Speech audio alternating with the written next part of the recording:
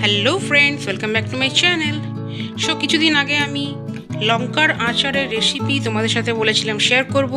তো চলো দেখে নাও। ফার্স্টে এখানে কাঁচা লঙ্কা নিয়েছিলাম 300 গ্রাম। ভালো করে ধুয়ে পরিষ্কার করে নিতে হবে, তারপর ভালো করে কিন্তু শুকিয়ে নিতে হবে।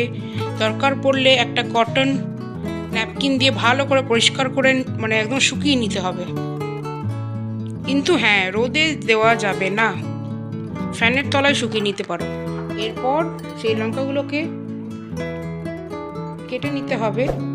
তারপর তার মধ্যে দেব হলুদ গুঁড়ো এবং লবণ। ভালো করে মিক্স করে রেখে দিতে হবে একদিনের মতো। হ্যাঁ, বারবার বলে দিচ্ছি, রোদে কিন্তু এটা দেওয়া যাবে না, এটা ঘরে ফ্যানের তলায় তোমরা রাখতে পারো। আর হ্যাঁ, কাঁচের বোলের মধ্যে করলে খুব ভালো হবে। তো ফাইনালি দেখো, 2 দিন হয়ে গেছে। 2 দিন পর আমি এখানে নিয়ে নিয়েছি যে মশলাটা বানাবো। এখানে আছে সাদা জিরে, আছে তোমার মৌরি আর 2টো শুকনো লঙ্কা।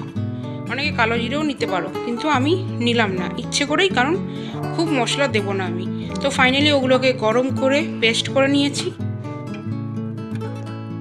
এরপর এই মিক্সচারটা এবার আমি ওই লঙ্কা আচারের মধ্যে, যে লঙ্কাটা কেটে রেখেছিলাম রেডি করে, হলুদ মাখানো লঙ্কা, তার মধ্যে দিয়ে আবার ভালো করে দুটোকেই মিক্স করে নেব। এরপর মিক্স করার পর কিন্তু তোমরা এটা একদিন রেখে দেবে ঢাকা দিয়ে। আবার ওই তোমার হালকা পাত্র দিয়ে ঢাকা দিয়ে রাখবে।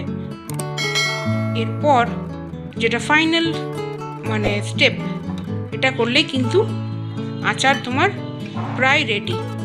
এটা হচ্ছে, দেখতেই পাচ্ছ, সরষের তেলটাকে গরম করে নিয়েছি। গরম করার পর সেইটা ঠান্ডা করে সেই তেলটা মিক্স করে দিলাম এই লঙ্কার আচারের মধ্যে।